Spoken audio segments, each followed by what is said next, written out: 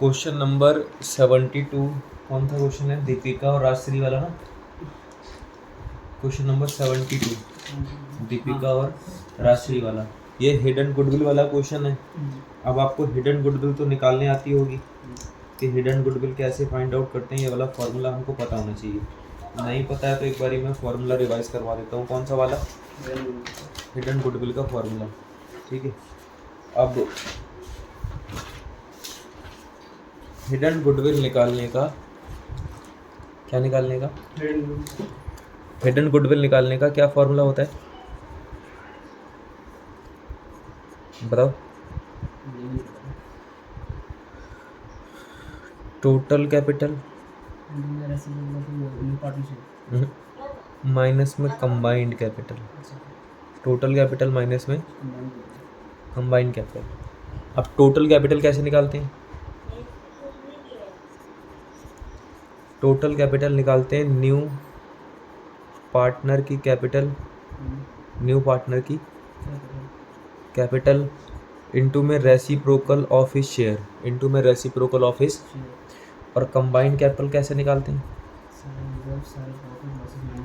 Combined capital का मतलब होता है ऑल कैपिटल्स या फिर all partners Capitals, all partners capital plus reserve minus में एक्यूमुलेटेड लॉसेस प्लस में रीवैल्यूएशन का अगर कोई गेन हुआ माइनस में अगर रीवैल्यूएशन का कोई लॉस हुआ, तो ये सब प्लस माइनस कर देते हैं।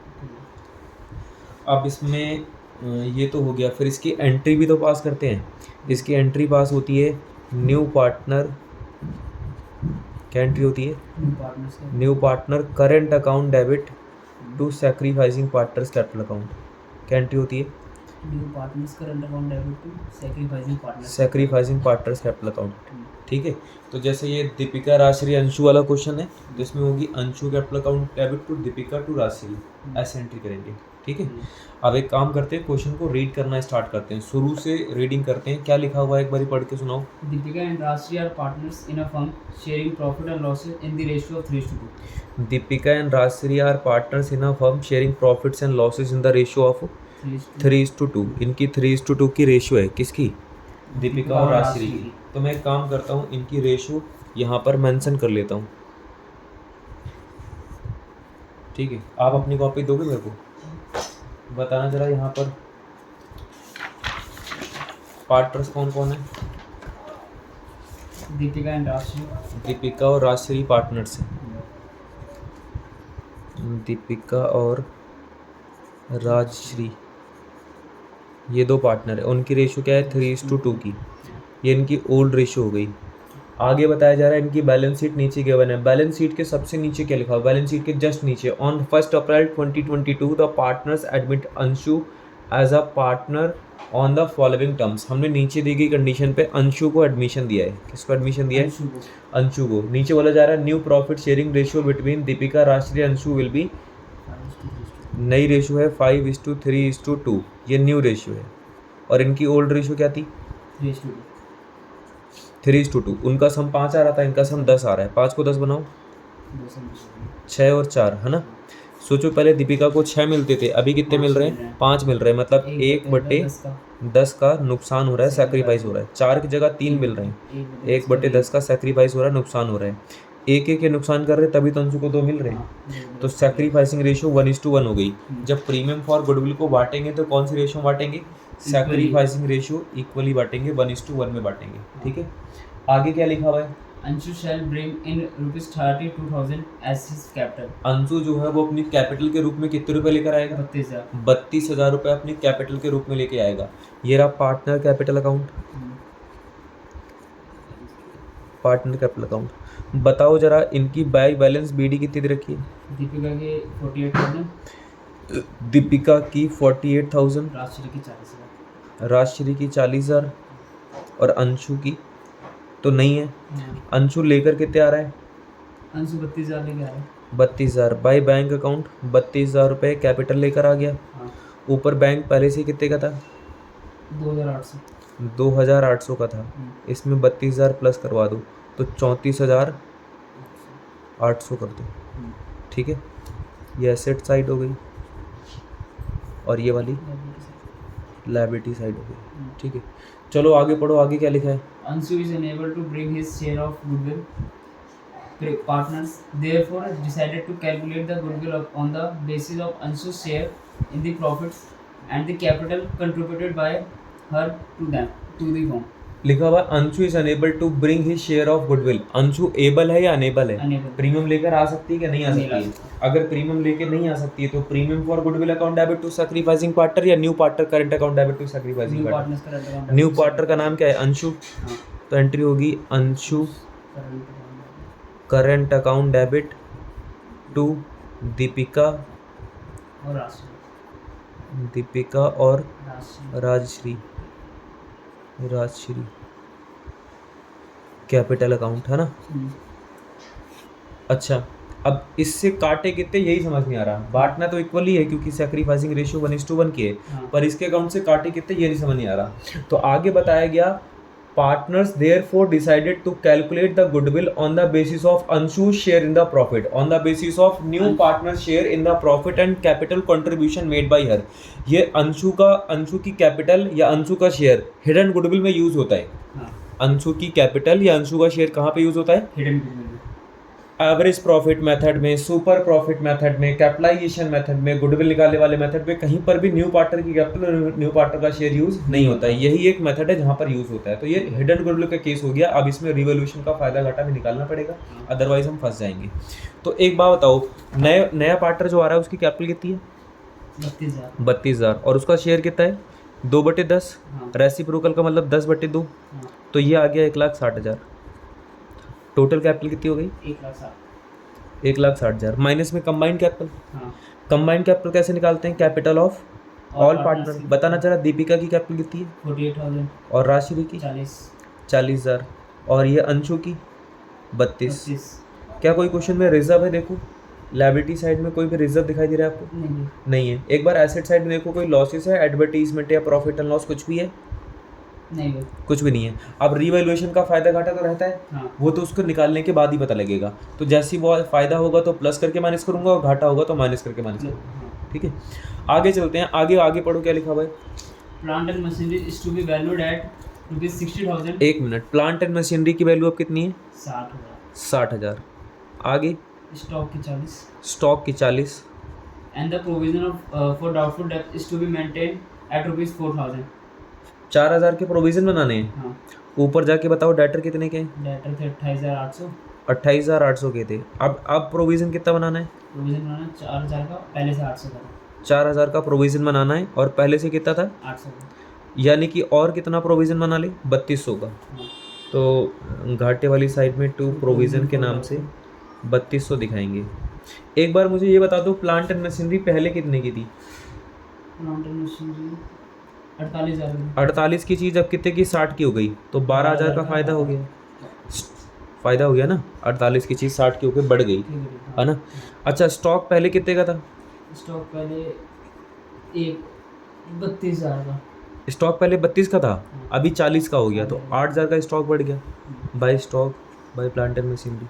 ठीक है, दो इफेक्ट हमने सबके एक साथ दिखा दिए। फिर आगे क्या लिखा है?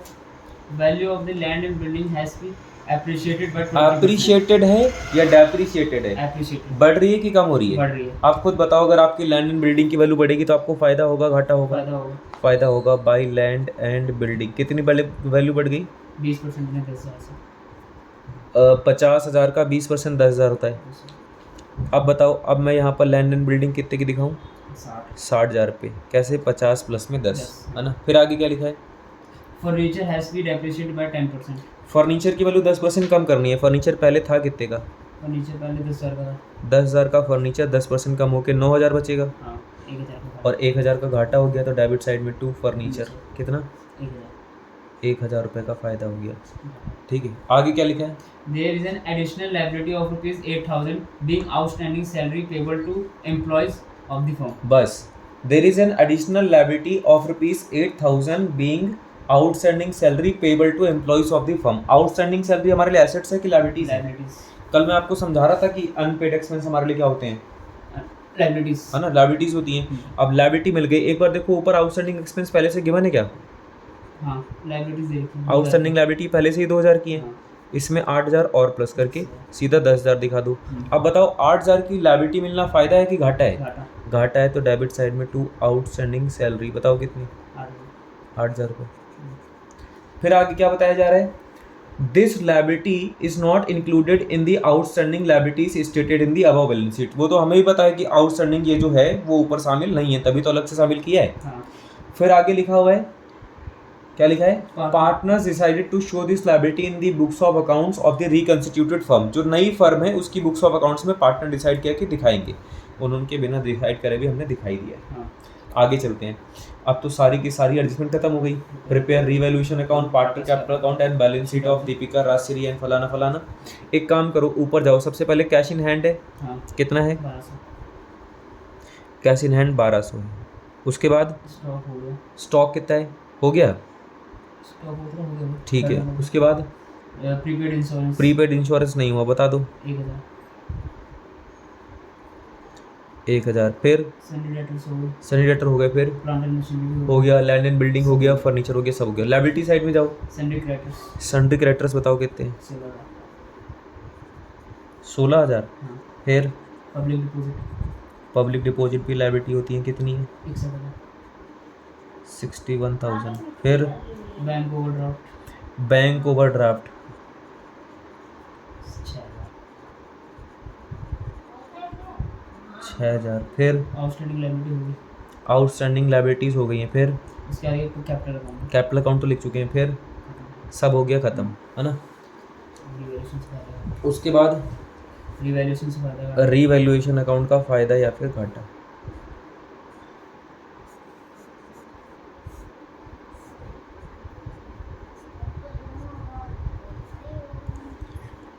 बारह हजार 8,000 12,000 20 और 30 में 20 10 30।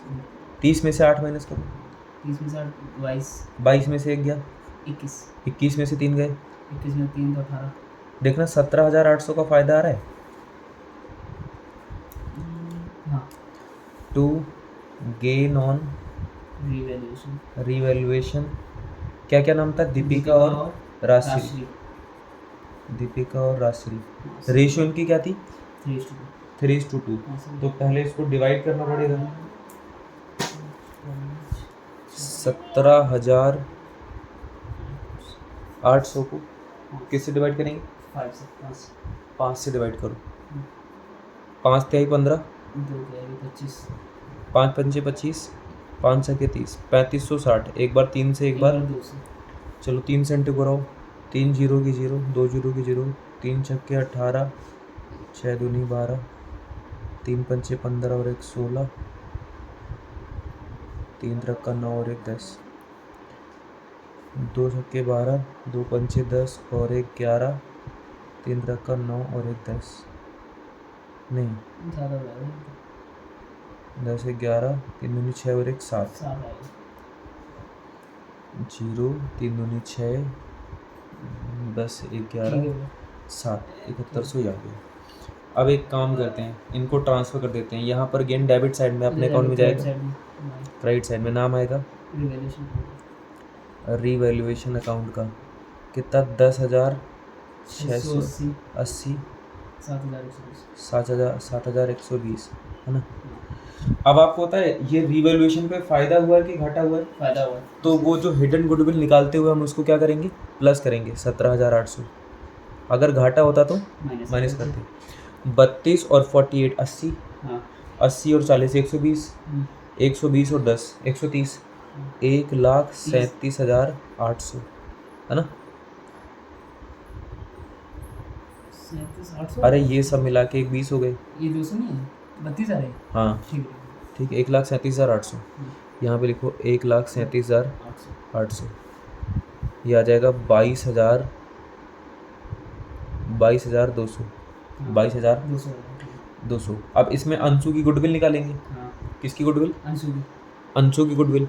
तो एक काम करो, यहाँ पे लिखो अंशु की गुडविल। 22,200 में अंशु का शेयर कितना था? 2/10, है ना? हाँ तो 2220 इंटू में 2 यानी कि 4440, है ना? अंशु के करंट अकाउंट से कितने रुपए कटेंगे? 4440, है ना?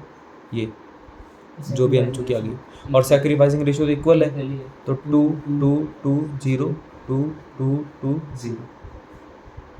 ठीक है, ये ऐड कर अब देखो ये दीपिका राजश्री यहाँ पे राइट हो रहे हैं, हाँ कंट्री आ गई राइट साइड में, नाम आएगा अंशु के करंट अकाउंट। अकाउंट ये रहे दीपिका के राइट साइड में, नाम आएगा Anshu current account current account. 2 2 2 0 2 2 2 0। ठीक है, और जो अंशु का करंट अकाउंट है उसको एसेट साइड में दिखाना है। हाँ कहाँ दिखाना है? एसेट साइड कई लोग यही गलती कर जाते हैं, 4 4 4 0। ठीक है, अब इनको बस प्लस कर दो, इनके CD आ जाएंगे। जो आएगा टोटल वैसे इसके तो 32 आ रहे हैं, है ना, 340 आ गए लास्ट में, 7 2 9 49 100 100 और 200 100 और 200 100 200 300 300 और 600 900 900। कैरी तो कुछ भी नहीं हुआ, 10 और 2 10 2 12 और 48 60। 60 देखना इनके CD यही आ रहे हैं क्या? 60,900 हाँ 49 340 और 32,000 ठीक है आ रहा है। हाँ ये जो CD है वो यहाँ पे दिखा देंगे बैलेंस शीट कैपिटल में, कैपिटल अकाउंट। क्या क्या नाम है? दीपिका, राजश्री, और अंशु। अमाउंट क्या दिखाएंगे? 60,900 49 340 49,340 और 32,000, है ना। इनका सम इनका सम कर दो, लास्ट में तो 240 आ गया। कितने कैरी हो गए? 1 9 और 1 10 10 2 12 कितने कैरी हो गए? 1 14 1,42,240। दो लास्ट में तो भाई 240 आ रहा है, कितना आ रहा है? 240 42 नहीं, 2 और 6 8 1 9 6 915 15 की 5 कितने कैरी हो गए? एक है एक कैरी हो गया, और 4 1 5 और 6 11 और 1 12 1 13 की 3 कितने कैरी हो गए? एक। 2,35,240 पर इनका आ रहा है 2,29,240, है ना। अब देखो मैं आपको जरा बता देता हूँ कि मेरे आंसर में इनके आंसर में डिफरेंस क्यों आ रहा है। ये जो बैंक ओवरड्राफ्ट है 6,000 का, आप 35 में से 6 माइनस कर दो, 29 आ जाएगा, है ना। इन्होंने बैंक ओवरड्राफ्ट को बैंक अकाउंट में से माइनस कर दिया, मतलब बैंक बड़ा हुआ है ना, तो उन्होंने बैंक में से कम कर दिया। देखो इन्होंने पहले अपनी बैलेंस शीट बना रखी थी, हाँ जहाँ पर इन्होंने देखो लायबिलिटी साइड पे बैंक ओवरड्राफ्ट भी दिखा रखे हैं 6,000 के, दिखा रखा है। बोलो हाँ या ना। हाँ और एसेट साइड में बैंक बैलेंस भी दिखा रखे हैं कितने के? 2,800 के। हाँ। अब मेरे हिसाब से सुमित, एक बैंक में या तो बैंक ओवरड्राफ्ट हो सकता है या फिर बैंक बैलेंस हो सकते हैं। एक ही अकाउंट में ओवरड्राफ्ट, एक ही अकाउंट में bank balance at the same time नहीं हो सकता। हाँ। इसका मतलब ये दूसरा अकाउंट है और ये दूसरा अकाउंट है। एक फर्म के 2 बैंक अकाउंट हो सकते हैं ना, ये HDFC होगा, ये SBI होगा। हाँ। एक में ओवरड्राफ्ट है, एक में ओवरड्राफ्ट नहीं है। हाँ। अब इन्होंने ऐसा तो नहीं कहा कि ओवरड्राफ्ट हमने खत्म कर दिया, बोला इन्होंने ऐसा? कहीं नहीं बोला। तो मैंने ओवरड्राफ्ट को ओवरड्राफ्ट की जगह पे दिखा दिया, और बैंक बैलेंस को बैंक बैलेंस की जगह पे दिखाया। अब इन्होंने ये गेम खेल गए। कैसे गेम खेल गए? कहते ओवरड्राफ्ट यहाँ से हटाओ, बैंक बैलेंस कैसे माइनस कर दो। अगर मैं माइनस कर दूंगा तो मेरा भी आंसर आ जाएगा, पर मैं क्यों करूँ? ऐसा आइडिया मैं लगाने वाला थोड़ी हूँ। इन्होंने ना ही कोई हिंट दिया है और ना ही साफ साफ क्लियर मेंशन किया है। तो हमने जो आंसर किया है ना 2,35,240, वो बिल्कुल सही है।